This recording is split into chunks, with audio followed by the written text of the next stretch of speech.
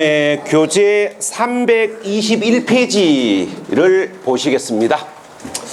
자, 교재 321페이지 보시면 장기 보유 특별공제가 정리가 되어 있는데요. 자, 일단 요 이야기부터 해봅시다. 자, 교재 321페이지 장기 보유 특별공제 가셔가지고 그 1번 의라든지 박스 안에 장기 보유 특별공제, 공제 취지 이런 것들은 몰라도 됩니다. 그러니까 우리 시험 범위는 세법 개론이 아니기 때문에 장기 보유 특별공제의 의의가 어떻게 되는지, 공제하는 취지가 어떻게 되는지는 정답으로 물어보지 않습니다. 그래서 장기 보유 특별공제 의의, 공제 취지 이런 것들은 참고로 눈 도장만 찍으시면 되지 이해할 것도 없고 기억할 것도 없습니다. 그러니까 여러분들이 장기 보유 특별공제와 관련해 가지고 시험 문제의 답을 찾기 위해서 아셔야 될 건 세 가지입니다. 첫 번째, 장기 보유 공제를 받을 수 있는 대상이 어떻게 되는지, 그 다음에 공제 대상에서 배제되는 경우에 어떤 경우가 있는지, 그 다음에 공제 받을 수 있는 금액을 어떻게 산정하는지, 이런 것들이 시험에 나오지 공제의, 공제 취지 이런 것들은 낑겨서 나오는 경우는 있어도 정답으로 물어보는 경우는 없습니다. 우리가 이제 일단 시험 문제로 공제 취지를 물어보는 일은 없는데 일단 참고로 살짝 설명을 해보면 이거예요. 제가 아주 단순하게 이야기해 볼게요. 자, 갑은 A 토지를 2001년에 1억에 매매로 사가지고 2020년에 2억에 팔았고, 을은 P 토지를 2019년 12월 1일 날 1억에 매매로 사가지고 2020년 1월 10일 날 2억에 팔았을 때 조상이 돌봤습니다. 한 달 동안 내가 1억을 벌었잖아요. 자, 그러면 갑하고 을은 산술적인 이익은 똑같습니다. 똑같이 1억 남았고 1억 남았어요. 그러면 산술적인 양도 차익이 같다고 세금을 똑같이 부과하면 갑이 억울한 거 아닙니까? 갑은 봐봐요. 화폐 가치 따지고 물가 상승률 따지면 갑은 혹시 손해일지도 모릅니다. 20년 보유했는데요. 그동안 마음고생 많았겠지요. 그동안 마음고생 많았을 겁니다. 왜? 옆집 아저씨는 1년 만에 1억을 벌어가는데 그럼 뭡니까? 집에 배우자가 가만히 있습니까? 구박합니다. 옆집 아저씨는 한 달 만에 1억 벌었는데 당신은 꼭 합니다. 20년 보유하고 1억이면요.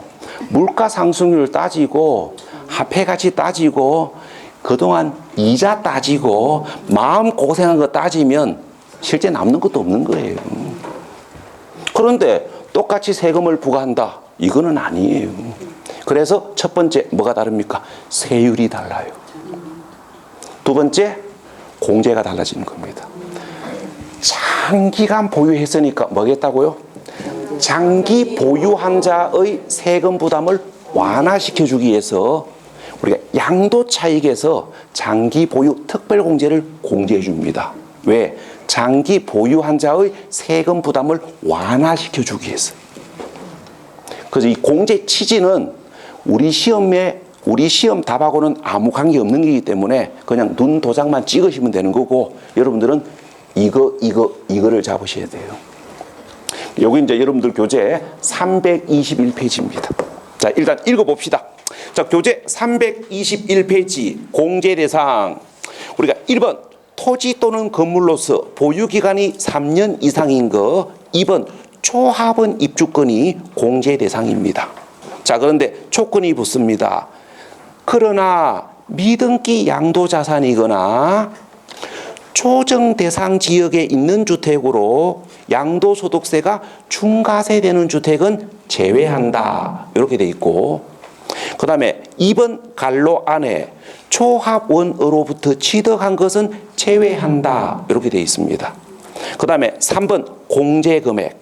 박스 안에 보시면 양도 차익에, 그 박스 안에 양도 차익의 보유 기간별 공제율을 곱하면 장기 보유 공제 금액이 산정됩니다. 그 다음에 교재 322페이지. 자, 322페이지 보시면, 자, 거기 표를 보십시오.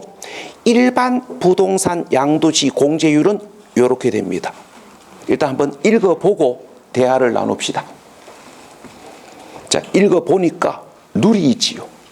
어떤 룰이 있냐면은 보유기간이 1년 증가될 때마다 공제율이 2%씩 늘어납니다. 그 다음에 1세대 1주택 양도시는 보유기간이 1년 늘어날 때마다 공제율이 8%씩 증가됩니다.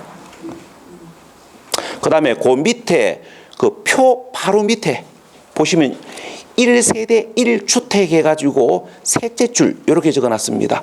2020년 1월 1일 이후 양도분부터는 거주기간이 2년 이상인 것을 말한다. 이렇게 돼 있어요. 자, 그러면 금방 여러분들 교재에서 읽어본 이야기를 오늘 받은 프린트 그 첫 장 뒷면에 보십시오. 그러니까 우리가 조금 전에 봤던 가액 결정 프린트 뒷면 보시라고요. 자, 그러면 그 페이지로는 3페이지입니다. 그 아까 그 뭐 프린터를 급하게 복사를 하다 보니까 2페이지 빼고 1페이지, 3페이지만 먼저 복사를 했습니다. 자, 그래서 오늘 받은 프린트 3페이지 보시면 돼요. 자, 그러면 자, 장기 보유 특별 공제에서 첫 번째 보셔야 될 게 공제 대상입니다. 자, 읽어볼게요. 장기 보유 특별 공제는 언제 등기된 부동산과 입주권을 3년 이상 보유 양도 시 장기 보유 공제가 가능합니다. 근데 조건이 붙었어요. 미등기 양도이거나 국외 자산을 양도한 경우이거나 조합원으로부터 취득한 입주권을 양도하거나 다주택 소유자가 조정 대상 지역 안의 주택을 먼저 양도하면 3년 이상을 보유 양도했다 할지라도 장기 보유 특별 공제 대상에서 배제됩니다. 여러분들은 이렇게 기억하셔야 됩니다. 이렇게 기억을 하셔야 되는데 문제는 이 말의 의미를 확실히 이해를 하고 기억하셔야 되지, 이해가 안 된 상태에서 단순 암기를 하시면 출제자가 말을 살짝 돌려서 물어보면 나도 모르게 낚입니다. 그래서 안 낚이시려면은 지금부터 제가 설명하는 이야기를 확실하게 이해하시고 이렇게 기억하셔야 됩니다. 자, 그럼 지금부터 제가 지금부터 설명하는 이야기를 확실히 이해하시고 기억하셔야 됩니다. 자, 첫 번째 단디 이해하셔야 될 거. 자, 오늘 수업 첫 시간에 양도소득세가 부과될 수 있는 가세 대상에는 부동산에 관한 권리, 기타 자산, 주식, 파생 상품이 있다고 공부하셨고, 부동산에 관한 권리, 기타 자산으로 가세 대상에 어떤 종류가 있는지를 공부하셨습니다. 자, 그럼 지금부터 여기가 정확하셔야 됩니다. 여기가 정확하셔야 돼요. 자, 갑니다. 양도소득세가 부과되는 가세 대상 중 부동산과 입주권만 공제 대상이에요. 그러니까 양도소득세가 부과되는 가세 대상 중 부동산과 입주권만 공제 대상이라는 걸 구분하셔야 돼요. 그래서 분양권, 당첨권, 전세권, 지상권, 임차권, 토지 상한채권, 주택 상한채권, 영업권, 골프 회원권, 이축권, 주식, 파생상품은 3년 이상 보유하더라도 장기 보유 공제를 받을 수가 없고 부동산과 입주권만 공제 대상이라고요. 요게 구분되셔야 돼요. 그 다음에 이제 구분되셔야 될 거, 모든 입주권이 장기 보유 공제 대상은 아닙니다. 자, 설명을 하면 초합원이 직접 소유하고 있는 입주권만 장기 보유 공제 대상이 되는 것이지, 우리가 초합원으로부터 취득한 입주권, 초합원으로부터 승계받은 입주권은 3년 이상을 보유했다 할지라도 공제 대상에서 제외된다는 거, 요게 구분이 되셔야 돼요. 자, 이 말입니다. 갑이 보유하고 있는 주택이 우리가 도시 및 주거 환경 정비법에 의한 우리가 재개발 사업으로 인하여 기존 주택이 철거되고 입주권으로 전환이 되었고, 자, 이 입주권을 갑이 을에게 팔았고 을이 입주권을 병에게 팔았다고 가정을 합시다. 자, 그럼 갑니다. 갑이 을에게 양도한 입주권은 초합원 소유 입주권이기 때문에 장기 보유 특별 공제가 가능합니다. 갑이 을에게 양도한 입주권은 초합원 소유 입주권 아닙니까? 맞아요. 그래서 갑이 을에게 양도하는 입주권은 장기 보유 공제 가능하다고요. 3년 이상 보유했다면. 자, 그런데 을이 병에게 양도한 입주권은 초합원으로부터 승계받은 입주권 아닙니까? 그래서 병을은 장기 보유 공제를 받을 수 있다 없다? 없다. 이게 구분이 되셔야 된다고요. 자, 그 다음에 여기가 구분되셔야 됩니다. 자, 질문. 다주택 소유자는 장기 보유 공제를 받을 수 있다 없다? 없다. 뉴스를 잘못 보셨습니다. 다주택 소유자도 등기된 상태에서 3년 이상을 보유했다면 다주택 소유자도 장기 보유 특별공제 가능합니다.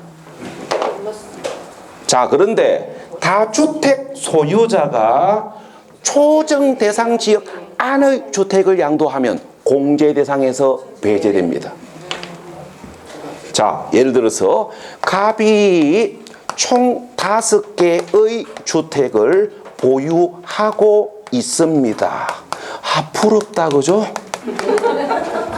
자, 그런데 AB 주택은 초정 대상 지역에 소재하고 있고 CDE 주택은 우리가 일반 지역에 소재하고 있다고 가정하고 모든 주택은 등기된 상태고 3년 이상을 보유한 상태이라고 가정합시다.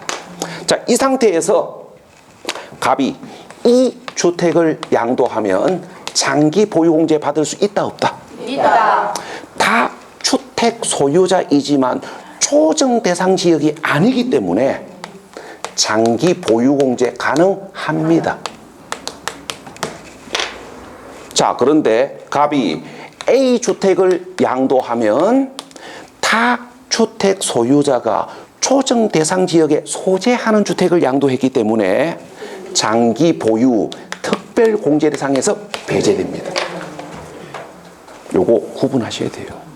근데 이걸 매스컴을 잘못 접하신 분들은 다주택이면 무조건 장기 보유 공제 못 받는 걸로 오해하시는 분들이 계십니다. 유서를 잘못 보신 거예요. 자, 그 다음에 비사업용 토지. 비사업용 토지. 자, 요거는 여러분들이 그 프린트에 정리된 것처럼 요렇게 기억하십시오. 비삼용 토지는 세법의 개정으로 인하여 장기 보유 공제 가능하다. 요렇게 기억하시면 헷갈릴 게 없습니다. 뭐 세법이 개정됐다 하는데 뭔 설명이 더 필요합니까? 요런 데가 정확하셔야 돼요. 그러니까 이런 데를 정확하게 이해한 상태에서 요렇게 기억하셔야 나중에 안 낚여요. 자, 그 다음에 공제 금액을 보시겠습니다. 자, 장기 보유 특별 공제 금액은, 그러니까 장기 보유 특별 공제 금액은 양도 차익의 보유 기간별 공제율을 적용하여 계산한 금액만큼을 장기 보유 특별 공제로 공제받습니다. 예를 들어서 내가 땅 팔아 가지고 양도 차익이 1억이 발생했는데 보유 기간별 공제율이 30%이라고 가정을 하면 장기 보유 특별 공제를 얼마 공제받을 수 있다고요? 3천만 원. 자, 이 말의 의미 이해하시고 그럼 지금부터 여기를 잡으셔야 됩니다. 공제율이 어떻게 되는지. 자, 공제율은 자, 1세대 1주택 양도시냐 1세대 1주택을 제외한 일반 부동산, 일반 입주권, 다주택 소유자이냐에 따라 공제율이 달라집니다.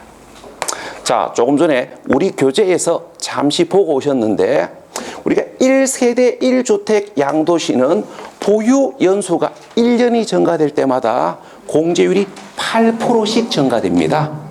그래서 보유 기간에 따른 공제율을 일일이 기억하려고 그러지 마시고 보유 연수에다가 8% 적용하시면 돼요. 예를 들어서 1세대 1주택을 5년 이상 6년 미만을 보유했다면 장기 보유 특별공제 몇 프로입니까? 보유 연수에다가 8% 적용하시면 됩니다. 58, 40%. 자, 그런데 1세대 1주택을 제외한 일반 부동산, 일반 입주권, 다주택 소유 양도시는 보유 연수가 1년 증가될 때마다 공제율이 2%씩 증가됩니다. 그래서 보유 연수에다가 2% 적용하시면 돼요.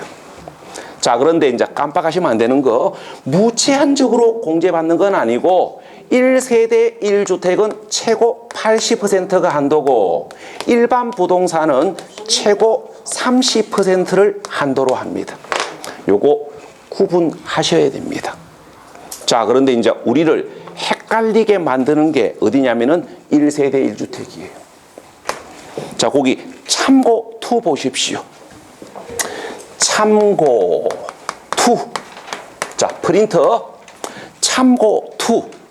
우리가 1세대 1주택 양도시의 장기 보유 특별 공제율은 양도 시기에 따라 공제율이 다릅니다. 우리가 1세대 1주택을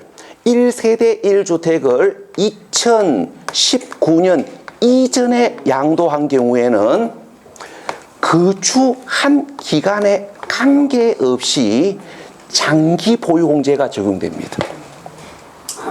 우리가 1세대 1주택을 2019년 이전에 양도한 경우에는 당해 주택에 거주한 기간에 관계없이 장기 보유 특별공제가 적용돼요.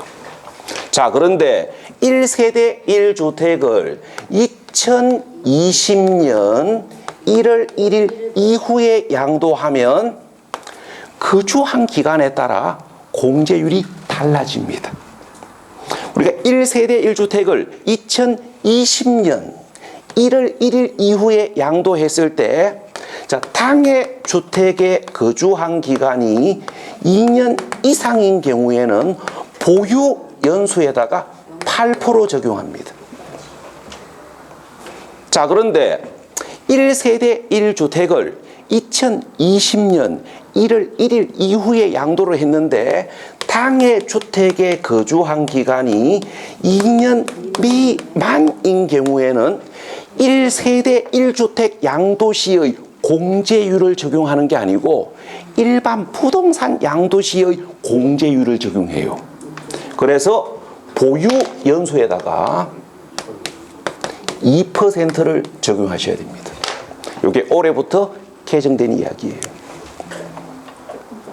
그래서 우리가 1세대 1주택 양도시, 자, 올해 기준으로 2020년 기준으로 1세대 1주택을 양도했을 때 장기 보유 특별공제를 최고 80% 공제를 받으려면은 당해 주택 거주 기간이 2년 이상이어야 한다고요.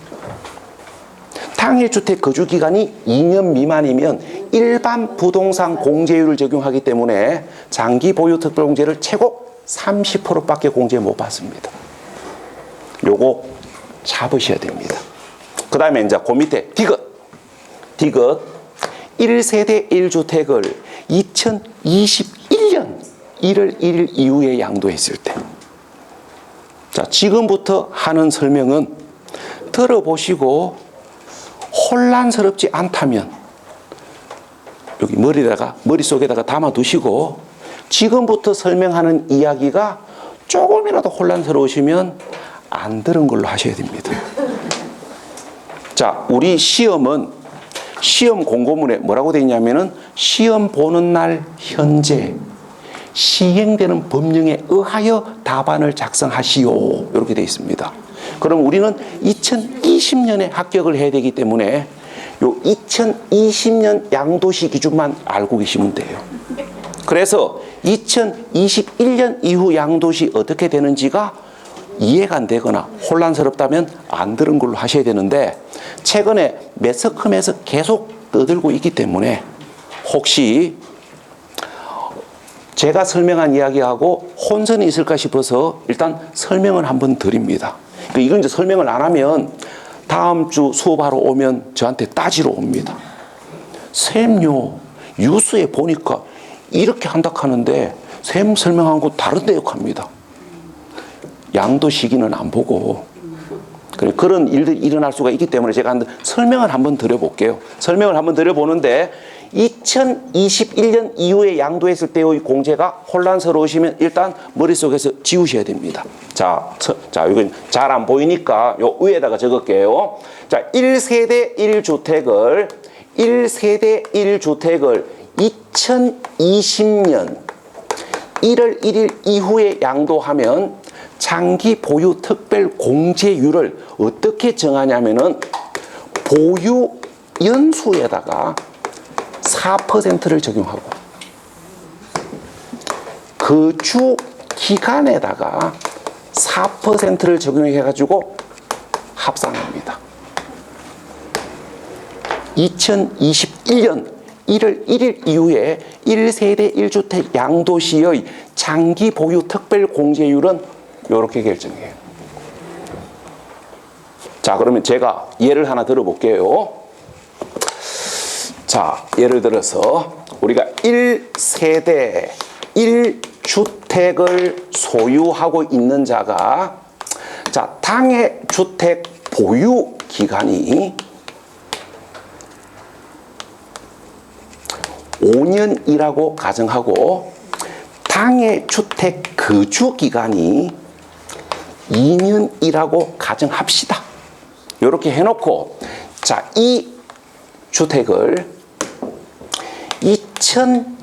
2020년 1월 1일에서 12월 31일 사이에 양도했을 때 하고 2021년 1월 1일 이후 양도했을 때 장기 보유 특별 공제율이 다르다고요. 자, 요 조건대로 답을 하십시오. 자, 이 주택을 2020년 1월 1일에서 12월 31일 사이에 양도하면 장기 보유 특별 공제 몇 프로 공제 받습니까? 40%. 몇 프로? 40%. 보유 연수에다가 8% 적용하시면 됩니다. 그래서 58, 40% 공제받습니다. 자, 그런데 이 주택을 2021년 1월 1일 이후에 양도하면 장기 보유 특별공제 몇 프로 공제받습니까? 자, 몇 프로 공제받냐면은 보유 연수에다가 4% 적용하고 거주 기간에다가 4% 적용해가지고 합한다고요. 그러면 5, 4, 20이고 2, 4, 8 아닙니까? 그래서 얼마? 28%. 2021년부터는 이렇게 바뀌어요. 그래서 우리가 1세대 1주택을 10년 이상 보유했는데 거주 기간이 현저히 적다면, 그런데 가만히 따져보니까 더 이상 가격이 안 올 것 같다. 그럼 뭐 하는 게 낫습니까? 올해 중에 파는 게 유리하다고요. 왜? 장기 보유 특별공제가 더 많으니까. 그러니까 내년부터는, 잠깐만요, 어디 갔습니까? 예, 내년부터는, 그러니까 2021년부터는, 잠깐만, 여기 있네. 자, 다시, 중간적으로 어디 있는지 놓쳐가지고. 그러니까 1세대 1주택을 올해 중에 양도하면 이렇게 되는 거고, 21년 이후에 양도하면 이렇게 되는 거예요. 자, 그런데 제가 미리 선을 그어드렸습니다. 여러분들은 이렇게만 알고 계시면 시험 보는 데는 아무 차질이 없습니다. 우리 시험은 2020년 기준으로 나옵니다. 그래서 이 이야기와 이 이야기가 혼란스럽다면 요걸 안 들은 걸로 하시면 됩니다. 그러니까 그 1세대 1주택 양도시 공제율 기역, 니은, D컷 항목 중에서 니은 항목만 알고 계시면 된다고요. 자, 그 다음에 그 밑에 참고 3번입니다. 자, 참고 3번. 자, 참고 3번 거기 C 항목, D 항목을 참고하셔야 되는데, 자, T 항목부터 보십니다. 참고 3번 D 항목. 우리가 입주권 양도시의 보유기간은, 우리가 입주권을 양도했을 때의 보유기간은 종전주택 700일로부터 관리처분 인가일까지를 입주권 보유기간으로 봐요. 우리 생각하고는 다르지요. 자, 무슨 이야기냐면은 이 이야기입니다.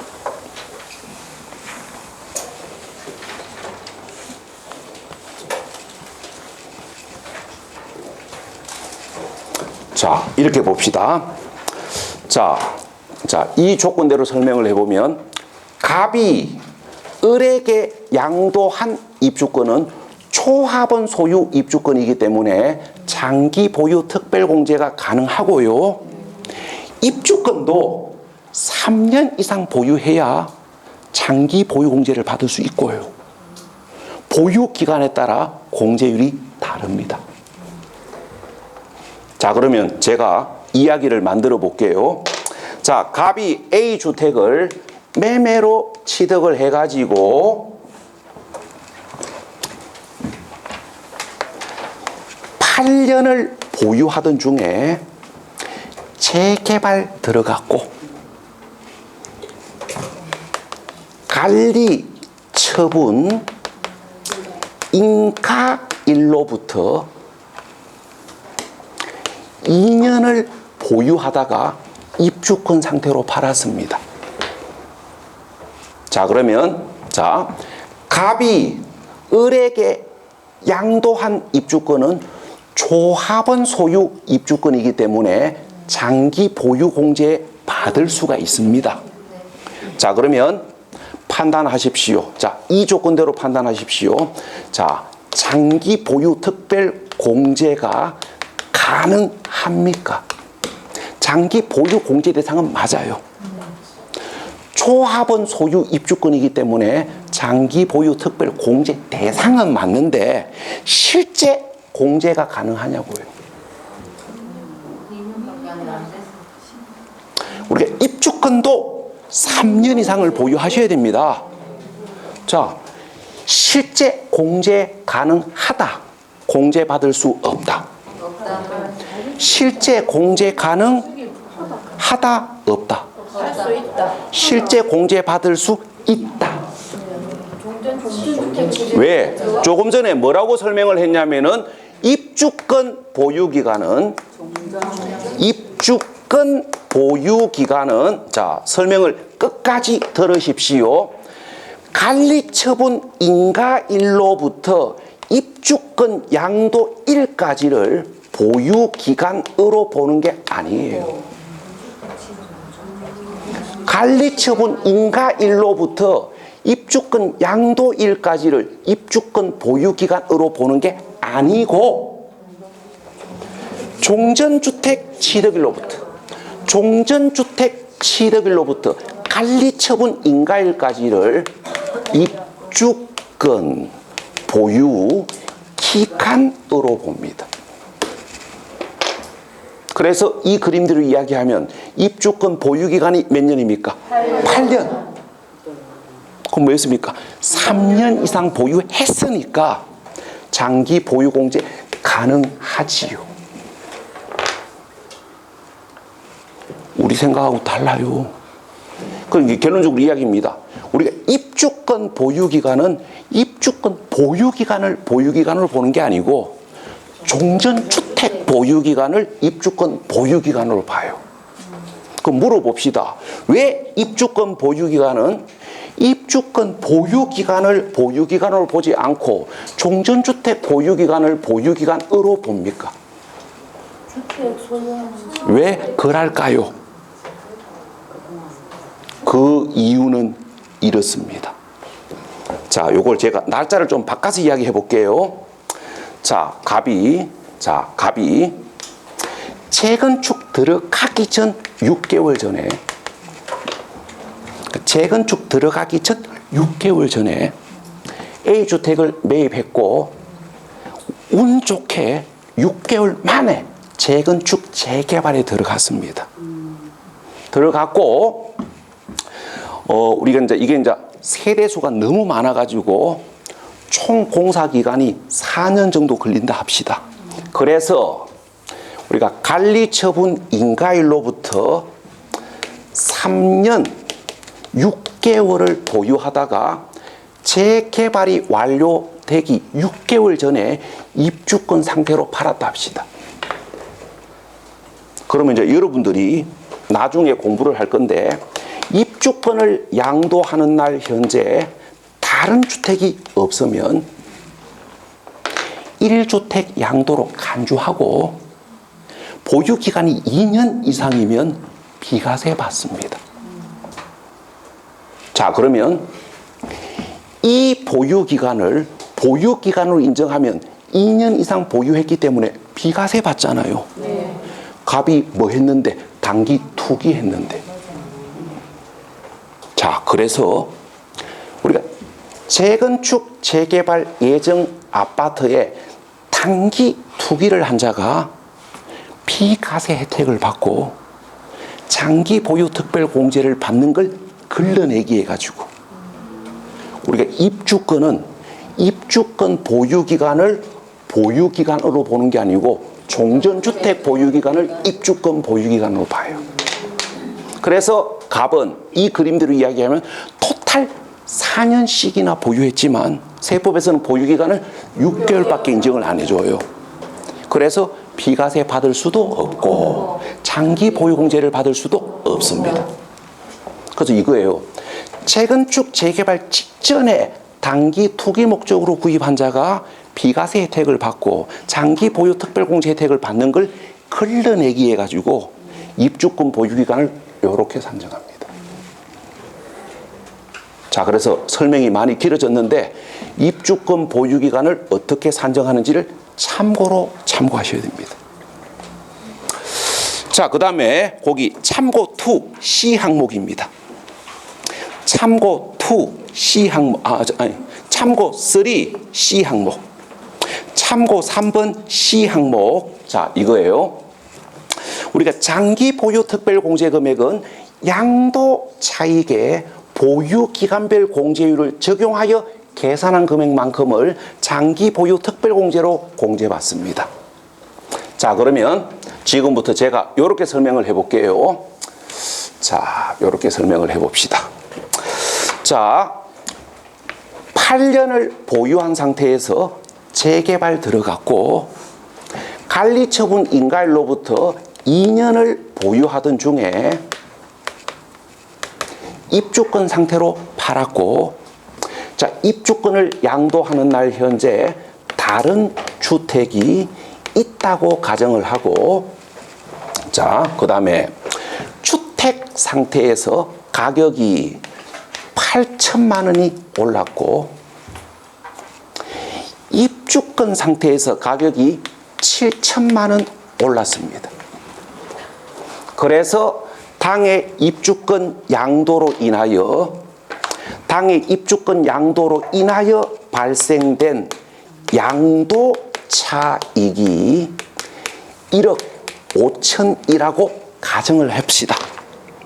자, 이렇게 가정해 놓고, 자, 지금부터 자, 이런 걸 판단을 해 봅시다.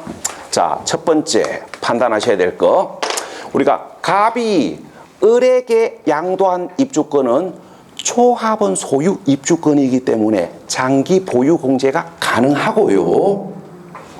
자, 그러면 이 조건대로라면은 장기 보유 특별 공제 금액은 얼마 정도이겠습니까? 팁을 드리면 양도 차익에다가 보유 기간별 공제율을 곱하시면 됩니다. 16. 자, 일단 공제율 몇 프로예요? 자, 1세대, 자, 공제율 1세대 1주택 양도시, 그러니까 1세대 1주택 양도로 간주된다면 보유 연수에다가 8%를 적용하셔야 되고요. 일단 오해의 소지를 없애기 위해서 거주 기간이 2년 이상이라고 가정했을 때. 자, 그런데 일반 부동산, 일반 입주권, 다주택 소유자인 경우에는 보유 연수에다가 2% 적용하셔야 됩니다. 자, 그러면 공제율 몇 프로입니까? 자, 일단 다른 주택이 있다 그랬으니까 일반 입주권으로 보셔야 됩니다. 그러니까 다른 주택이 있다고 가정했기 때문에 요거는 일반 입주권으로 보셔야 되고, 그래서 보유 연수에다가 2% 적용하셔야 됩니다. 그럼 보유 연수 몇 년입니까? 보유 연수는 2년이 아니고 8년. 우리가 입주권 보유 기간은 요렇게 계산하잖아요. 종전주택 취득일로부터 관리처분 인가일까지를 입주권 보유 기간으로 봐요.